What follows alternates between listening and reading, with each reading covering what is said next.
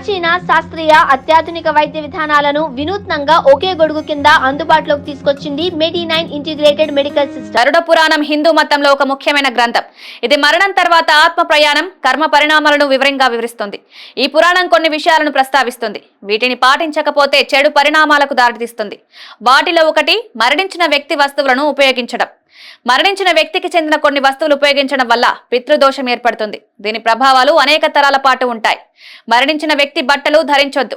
ఆ బట్టలు ఆ వ్యక్తి యొక్క శక్తిని కలిగి ఉంటాయని, వాటిని ఉపయోగించడం వల్ల ప్రతికూల పరిణామాలుంటాయని నమ్ముతారు. మరణించిన వ్యక్తి ఆభరణాలు ధరించకూడదు. ఈ ఆభరణాలు మరణించిన వ్యక్తి యొక్క శక్తిని కూడా కలిగి ఉంటాయి. వాటిని ఉపయోగించడం వల్ల దురదృష్టం వస్తుంది. మరణించిన వ్యక్తి వాచ్ ధరించకూడదు. గడియారం కాలానికి చిహ్నం. మరణించిన వ్యక్తి యొక్క శక్తిని కలిగి ఉంటుంది.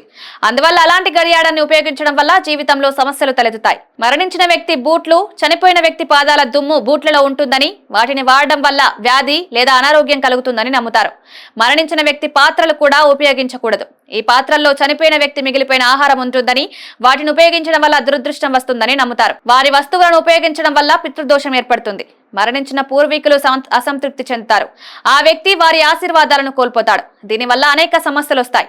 ఆర్థిక ఇబ్బందులు, ఆరోగ్య సమస్యలు, కుటుంబంలో వాదనలు, విభేదాలు వస్తాయి. మరణించిన వ్యక్తి వస్తువులను దహనం చేయాలి లేదా దానం చేయాలి. ఇలా చేయడం వల్ల పితృదోషాన్ని నివారించి జీవితంలో ఆనందం, శ్రేయస్సు పొందుతారు. ఒకవేళ వాటిని ఉపయోగించాలనుకుంటే ముందుగా ఆ వ్యక్తి ఆత్మకు శాంతి చేకూరాలని ప్రార్థించాలి.